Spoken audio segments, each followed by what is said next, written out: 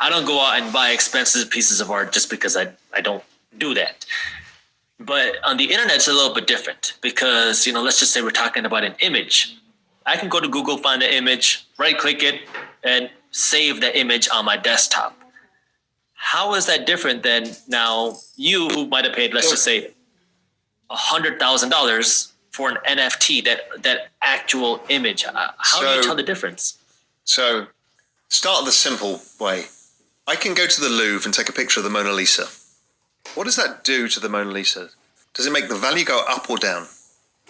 It actually goes up because it shows that people have a love of that painting, right? The more people that see that painting, the more that they value it, and the more this value is cemented.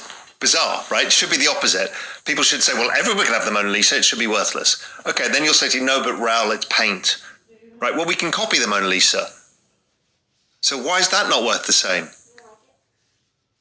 Well, really good forgeries can be worth tens of millions by mistake, but they're not worth the same as a proven original. Why? Because it has the signature. Authenticity is what humans value more than anything else. Right? The authentic thing is scarce.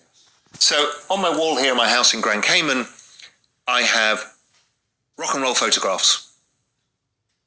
Photograph? Sure, that's worthless. Anybody can have a photograph. Right click. No, but mine is signed by Mick Rock, one of the most famous photographers of all time in the space, and they're limited edition prints. So that makes them worth a few $1,000s.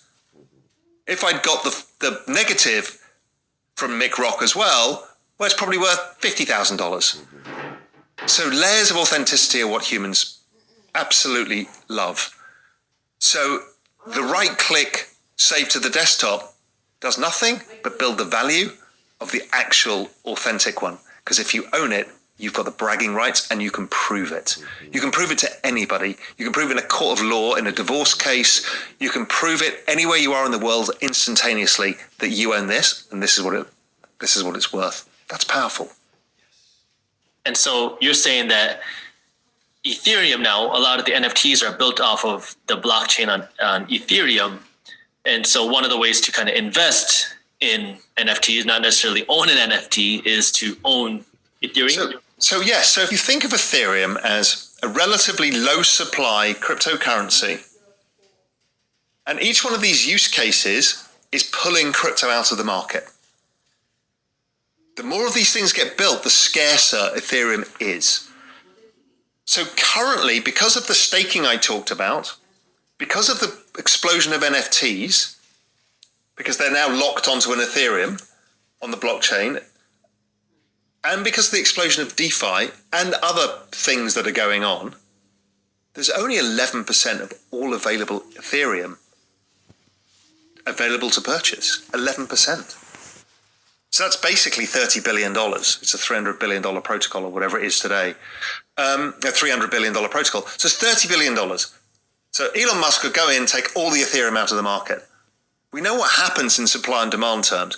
But what's going on is exponential demand from NFTs, DeFi, everybody's coming on, new investors, and the supply keeps shrinking every day. It only means price explosion, an exponential price explosion. That's the most likely outcome. Now, I'm not giving investment advice, but I'm giving what my view is, and my view is, and where my money is that this ends up with dramatic upside.